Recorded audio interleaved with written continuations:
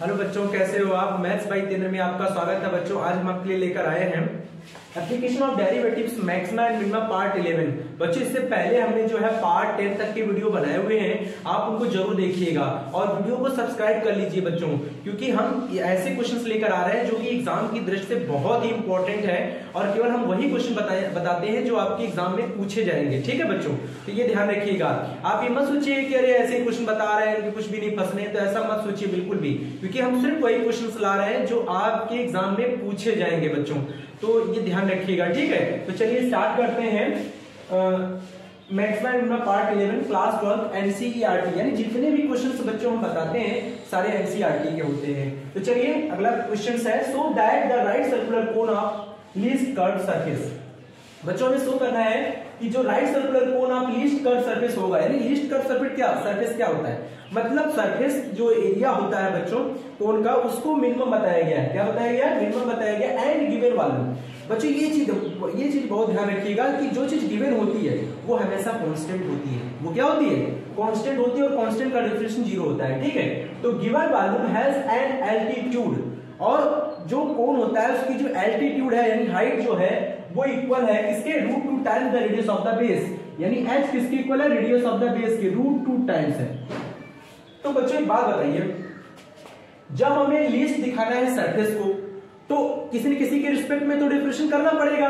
तो आप या तो h के करेंगे या तो r के, तो हमें h और r में से किसी एक को रखना होगा और एक को हटाना होगा।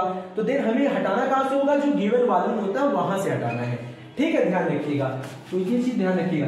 सबसे पहले हमें कोन बना लेना है, राइट सर्कुलर कोन बनाना है बच्चों। ये देखिए, ठीक है, और ये हमारी हाइट हो गई यानी एल्टीट्यूड हो गया। ये हमारा क्या हो गया? एल्टीट्यूड हो गया बच्चों। ठीक है, तो इसको हम बोलेंगे h, और ये हमारा रेडियस हो गया, ये a हो गया बच्चों, ये b हो गया, नाम जरूर लिख दीजिए o, और ये स्लेंट हाइट हो गया। ठीक है, आप चाहे तो इधर लिख लीजिए, दोनों तरफ से स्लेंट हाइट है, ये भी और ये भी। ठीक है, अब हमें सॉल्यूशन लेना है बच्चों, तो हम सॉल्यूशन लिखेंगे लेट h विद हाइट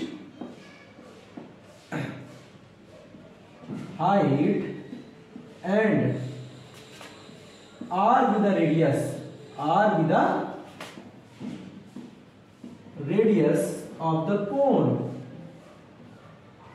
तो बच्चों हमें क्या करना है? सबसे पहले वॉल्यूम ऑफ कोन निकालना है। कोन निकालना क्या हो तो गिवन है, तो वॉल्यूम ऑफ कोन क्या होता है? फॉर्मूला 1/3 पाई r स्क्वायर h, 1/3 पाई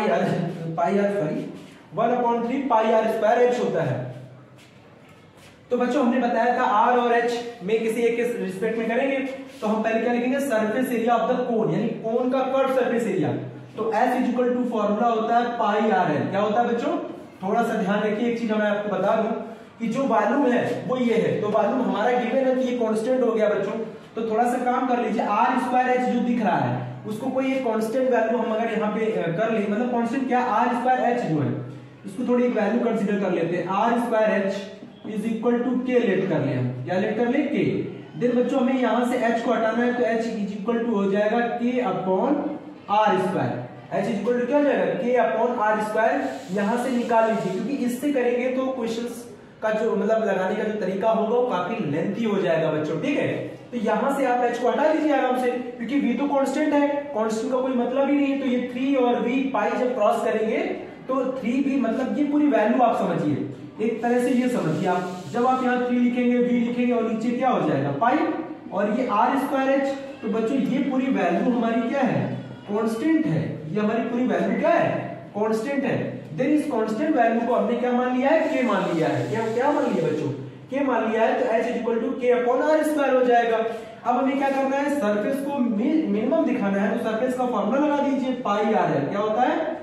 पाई r l, यानी टोटल सरफेस एरिया नहीं लगेगा, केवल कर्व सरफेस एरिया लगेगा। ठीक है, तो पाई r l की वैल्यू कितनी है बच्चों? √h square plus r square. अब हमने ये क्या कर दिया, तो आपको यहाँ पे देखिए राइट ट्रायंगल बन रहा है बच्चों, यहाँ पाइथागोरस फॉर्मूला लगा दीजिए। तो ये हाइपोटेनस का square l square is equal to h square plus r square. तो केवल l निकालिए, h square plus r square, वही हमने यहाँ पे लगा दिया। अब बच्चों हमें करना क्या है कि पाई r तो ठीक है, लेकिन h को हटाना पड़ेगा, तो यहाँ पे आपको लिखना पड़ेगा k स्क्वायर और देखिए स्क्वायर करेंगे तो 2 का स्क्वायर 4 हो जाएगा प्लस आर स्क्वायर। इसको थोड़ा सॉल्व कर लीजिए। सॉल्व करेंगे तो एलसीएम आएगा आर की पावर 4, तो यहाँ क्या लिख जाएगा के स्क्वायर आर की पावर 6 नीचे हो जाएगा। देखिए जब आपने एलसीएम लिया है तो ये एलसीएम होगी तरह आ जाएगा, तो केवल एस क्या मिलेगा बच्चों पाई आर, ठीक है। अंदर क्या बचेगा रूट में के स्क्वायर आर की पावर 6, नीचे भी तो आर स्क्वायर ही आएगा क्योंकि 4 है, तो 4 का स्क्वायर फिर कितना हो जाएगा 2 हो जाएगा, तो यहां से कट जाएगा तो कितना मिलेगा आपको मिलेगा पाई, ठीक है। रूट में क्या है के स्क्वायर प्लस आर की पावर 6, नीचे केवल आर बचा है बच्चों, क्या बचा है आर बचा है। अब हम ऊपर वाला इरेज करते हैं ताकि हम अच्छे से बता सके आपको। आप वीडियो को पॉज करके बच्चों नोट जरूर कर लीजिएगा अच्छे से, ठीक है। अब इसको डिफरेंशिएट करिए तो ds upon dr is equal to, देखिए डिनोमिनेटर का रूल न्यूमरेटर अपॉन डिनोमिनेटर से लगेगा डिवीजन रूल, ठीक है। तो आप क्या करेंगे डिनोमिनेटर लिखेंगे, फिर ब्रैकेट में इस वैल्यू का न्यूमरेटर का डिफरेंशिएट करेंगे तो पाई इज द कांस्टेंट, ठीक है। आगे रहेगा ध्यान रखना है बच्चों। उसके बाद रूट में क्या है के स्क्वायर प्लस आर की पावर 6 है, तो ये ध्यान रखिए ना पाई आप पूरे से ही बाहर कर लीजिए पाई को, क्योंकि पाई कांस्टेंट है तो आप पाई को बाहर ही कर लीजिए। तो यहाँ पे आर लिखेंगे, रूट वाली वैल्यू का डिवीजन तो आपको आता ही है 1/2 रूट न्यूमरेटर का डिवीजन करिए, और फिर के स्क्वायर 0 आर की पावर 6 का करिए तो 6 आर की पावर 5, फिर माइनस लगाइए और फिर इस वाली यानी न्यूमरेटर को लिखिए के स्क्वायर आर की पावर 6, फिर आर का करेंगे तो बच्चों 1 हो जाएगा, और ध्यान रखना है नीचे क्या हो जाएगा डिनोमिनेटर का स्क्वायर, ठीक है बच्चों। अब हमें थोड़ा सा सॉल्व करना है क्योंकि एक बार और डिविजन करना पड़ता है, इसलिए थोड़ा सॉल्व कर लीजिए। देखिए r का इसमें इंटू करिए 6 r की पावर 5 और इसका एलसीएम ले लीजिए ना 2 3 जा 6 पाई लिखा रहने दीजिए। एलसीएम जो आएगा वो ये आएगा बच्चों रूट में के स्क्वायर प्लस आर की पावर 6, एलसीएम लेंगे तो यहाँ हो जाएगा 6 r की पावर कितना हो जाएगा 6, ये थोड़ा छोटा लिख दीजिए आर स्क्वायर। बच्चों यहाँ पे ध्यान रखना है क्या बताया गया आपको कि ये वाला एलसीएम लिया है तो देखिए 2 3 जा 6 हो गया, 3 r की पावर 5 यानी एक और 6 हो गया।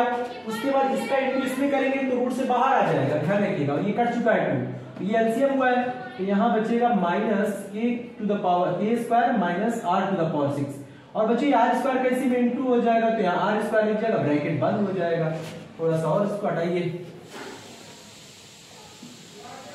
तो ds upon dr is equal to pi लिखिए, यहां बचेगा इसको इससे घटा दीजिए 5r की पावर 6 माइनस के स्क्वायर, ठीक है बच्चों। सॉरी यहाँ पे हो गया था 2 3 जा 6 हो गया था बच्चों, तो यहाँ पे बचेगा 3, क्या बचेगा 3, तो 3 में से जाएगा तो यहाँ 2 हो जाएगा बच्चों, ध्यान रखिएगा 2 से कट किया था ना ये 2 3 जा 6 तो 3 आ गया था, ठीक है। 3 में से कम होगा तो 2r की पावर 6 हो जाएगा। देन बच्चों हमें यहाँ पे क्या करना है इसको लिख लेना है आर स्क्वायर, बहुत इजी है, ब्रैकेट बात कीजिए इसको हटा दीजिए।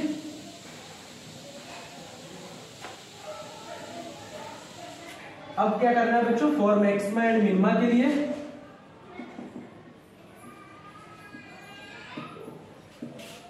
For maxima and minima ds upon dr को 0 से इक्विट कर दीजिए। जब 0 से इक्विट करेंगे तो देखिए 0 से इक्विट कर लीजिए यहाँ पे पाई 2r की पावर 6 माइनस के स्क्वायर आर स्क्वायर रूट के स्क्वायर आर की पावर 6 इज इक्वल टू 0। तो बच्चों एक बात बताइए जब आप 0 से इक्विट करेंगे तो ये क्रॉस से कहां चला जाएगा 0 में, पाई भी क्रॉस से 0 में हो जाएगा, केवल ये बचेगा 2r की पावर 6 माइनस के स्क्वायर इज इक्वल टू 0। तो के स्क्वायर कितना मिलेगा, के स्क्वायर मिलेगा 2r की पावर 6, स्क्वायर रूट बच्चों लीजिए तो 2 यहाँ पे रूट हो जाएगा और r की पावर 6 का स्क्वायर कितना होता है 3, ये k इज इक्वल टू आ गया रूट 2r3। लेकिन बच्चों हमें r और h का रिलेशन चाहिए ना, तो k की जो वैल्यू आपने निकाली है, ठीक है आपने निकाल लिया है, तो हमें ध्यान रखना है k इज इक्वल टू आपके पास क्या था, आपके पास था r स्क्वायर h, देन हमको ये ध्यान रखना है तुम यहाँ लगा देंगे तो यहाँ लगाएंगे तो क्या पाएंगे √2r³ is equal to r²h, r से कार कट गया तो h इज इक्वल टू हो जाएगा √2r। क्या निकलेगा? √2r। और एक बात बताएं बच्चों, यहाँ पे जब हम ये h की वैल्यू लगाएंगे तो कितना लगेगा? √2r। लेकिन ध्यान रखिएगा यहाँ पे हमें r के रिलेशन में लाना है। देन हम यहाँ पे हम r निकाल भी सकते हैं कि अपॉन क्या हो जाएगा, यहाँ पे √2 को नीचे लाइए, कि अपॉन √2 और क्यूब का हो जाएगा 1/3। ये क्योंकि हमें क्रिटिकल पॉइंट्स भी देखना होता है। देन अगर हम चाहें तो ये भी लगा सकते हैं, ये भी लगा सकते हैं। ये तो हमारा कांस्टेंट है ही है, तो हमें उससे कोई मतलब है नहीं। तो हम चाहेंगे तो यहाँ पे क्योंकि बच्चों देखिए k² है, तो आप ऐसा करिएगा, ये जो वैल्यू आपके पास आ रही है, ठीक है बच्चों, यहाँ पे अब इसका डबल डेरिवेशन करेंगे। तो डबल डेरिवेशन कैसे करेंगे? d2s upon dr²। पाई आप लिखा रहने दीजिए, यहाँ पे आप क्या करिए, numerator upon denominator division rule फिर से लगाइए। r² हो जाएगा रूट में k² प्लस r⁻6, और फिर आपको क्या करना है, इस वाले का डिवीजन करेंगे तो 6 2 जा 12, 5 हो जाएगा बच्चों, k² का 0, और फिर माइनस लगाएंगे 2r⁻6 हो जाएगा, माइनस k² हो जाएगा बच्चों, ये ध्यान रखना है, ठीक है। और यहाँ पे क्या करना है, इसका डिवीजन करना है। तो बच्चों इसमें ध्यान रखिएगा, यहाँ फिर से फर्स्ट सेकंड का रूल लगेगा। फर्स्ट सेकंड का रूल आप लगा सकते हैं। तो फर्स्ट लिखिए, सेकंड का करिए 1/2 रूट में हो जाएगा k² प्लस r⁻6, और ध्यान रखिएगा बच्चों कि इसी वैल्यू का दोबारा करेंगे तो k² का 0, r⁻6 का हो जाएगा 6, r⁻5 हो जाएगा बच्चों, एक पावर इससे कम हो जाएगा, ठीक है। और अभी ये बंद मत करिएगा, क्योंकि आपने फर्स्ट फंक्शन लिखा, सेकंड का डिवीजन किया, प्लस सेकंड लिखेंगे ना, अभी आप प्लस सेकंड लिखेंगे, यानी k² प्लस r⁻6 लिखेंगे, r² करेंगे तो क्या हो जाएगा, 2r हो जाएगा। क्या हो जाएगा? 2r हो जाएगा। और इसको बंद कर दीजिए, और नीचे क्या हो जाएगा, पूरे से बंद करके अपॉन डिनोमिनेटर का स्क्वायर कर दीजिए। डिनोमिनेटर का स्क्वायर मतलब r⁻4 हो जाएगा, और इससे रूट हट जाएगा, k² r⁻6 हो जाएगा। तो बच्चों यहाँ पे ध्यान रखना है। फिर हम इसको हटा रहे हैं, थोड़ा सा बड़ा है लेकिन आपको ध्यान से समझना है, सवाल समझ में आ जाएगा बच्चों। d2s upon dr² is equal to क्या हो जाएगा, इस देखिए k की जगह √2r³ लिखा है, ये आप लगा दीजिए, क्योंकि इससे जो माइनस और प्लस का जो सिस्टम है वो आपका पता चलना चाहिए ना, कि यार मिनिमम आ रहा है कि मैक्सिमम आ रहा है। तो हम ये लगाएंगे। r की जगह लगाना थोड़ा सा डिफिकल्ट पड़ रहा है, तो आप k की जगह पहले लगा लीजिए, r में सारी वैल्यूज आ जाएगी, देन r की इस वैल्यू पर हम मैक्सिमम और मिनिमम बता सकते हैं। तो पाई लिख लीजिए, r² √2, k² की जगह k, देखिए k है ये, और जब स्क्वायर करेंगे ना तो √2 का स्क्वायर 2 हो जाएगा, और r⁻3 का स्क्वायर हो जाएगा 6। तो 2r⁻6 का 6 में मतलब ऐड करेंगे तो हो जाएगा 3r⁻6, ठीक है। देखिए कितनी जल्दी लग रहा है, 12, और यहाँ पे r⁻5 है बच्चों, इसका जब 5 टाइम्स करेंगे तो ऐसे लिख जाएगा, √2 का 5 बार इंटू करेंगे, यहाँ लिखेगा √2r³, ठीक है, होल की पावर 5 हो जाएगा। उसके बाद यहाँ माइनस लगेगा बच्चों 2, अब देखिए 2r⁻6 हो जाएगा, फिर माइनस, ठीक है, k² करेंगे तो फिर से वही हो जाएगा, 2r⁻6 हो जाएगा। अब देखिए ये इंटू लगा हुआ बच्चों, इधर जगह नहीं है, हम यहाँ लिख लेते हैं 5 और 2 कितना हो जाएगा, r⁻7 ही रहेगा। 6 में 2 का इंटू करेंगे, डिवाइड करेंगे तो 3 आ जाएगा, सॉरी 3 ऊपर रहेगा, ठीक है। और नीचे क्या है, नीचे आपकी जो वैल्यू चल रही है रूट में है, तो k² करेंगे तो फिर से वही 2r⁻6 में एक r⁻6 जुड़ जाएगा बच्चों, तो ये हो जाएगा 3r⁻6, फिर प्लस यहाँ पे भी वही हो जाएगा 3r⁻6 इंटू 2r। इससे क्या है कि k वाली जो वैल्यू है बच्चों वो रिड्यूस हो जाएगी, तो आपका सारा टर्म्स r में आने लगेगा, देन r की इस वैल्यू पर आप मैक्सिमम और मिनिमम बता सकते हैं, ठीक है। अब इजिली इसको सॉल्व कर लीजिए। नीचे देखिए, नीचे भी आपका है, तो r⁻4 लिख लीजिए, k² करेंगे तो फिर से 2r⁻6 में एक r⁻6 करेंगे तो 3r⁻6 हो जाएगा। देन अब आप इसको हटा दीजिए, अब आप आराम से इसको एडिंग और सब्ट्रैक्टिंग कर सकते हैं। तो चलिए फिर से करते हैं, पाई r³ देखिए यहाँ पे देखिए 5 3 कितना हो गया बच्चों, 15 हो गया, 15 r⁻4 कितना हो जाएगा 15 ये, और स्क्वायर ये तो 17 हो जाएगा।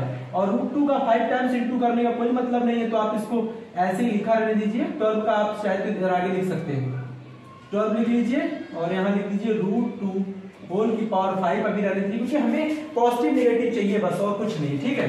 तो पूरा वैल्यू अगर पॉजिटिव आता है देन आपका फिर उसी हिसाब से आंसर बनेगा, ठीक है। तो यहाँ पे √2 की पावर 5 अलग कर दिया, इसको अलग कर दिया, 12 लिख लिया, और 3r की पावर 16 था बच्चों, ये छूट गया है, तो इसको आप लिख लीजिए √3 और 6 का हो जाएगा r3।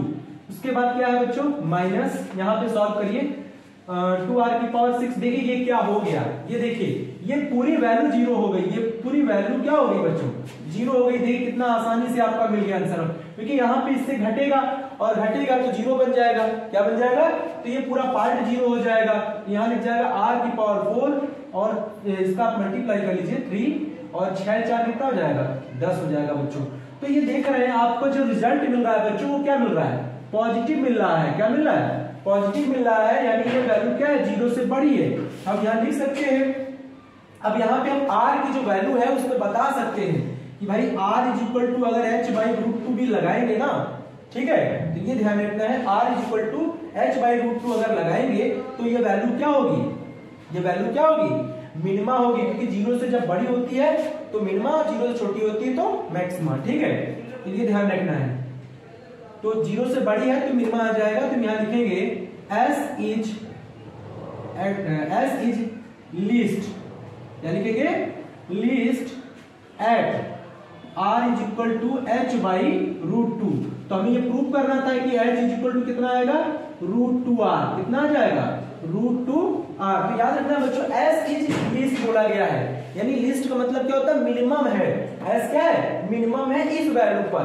तो ये ध्यान रखना, h इज इक्वल टू कितना आ जाएगा, √2r। बच्चों आज के लिए इतना ही, क्योंकि क्वेश्चंस काफी लेंथी है, काफी बड़ा भी था, क्योंकि आपने डबल डेरिवेशंस करना था, इसलिए इस सवाल को आप 1 से 2 बार जरूर लगाएं, प्रैक्टिस करें, और आपको अच्छे से समझ में आ जाएगा। और ज्यादा कुछ करना नहीं है, केवल आपको डिफरेंशिएशन पे ज्यादा फोकस करना है इस पे, ठीक है। Thank you very much.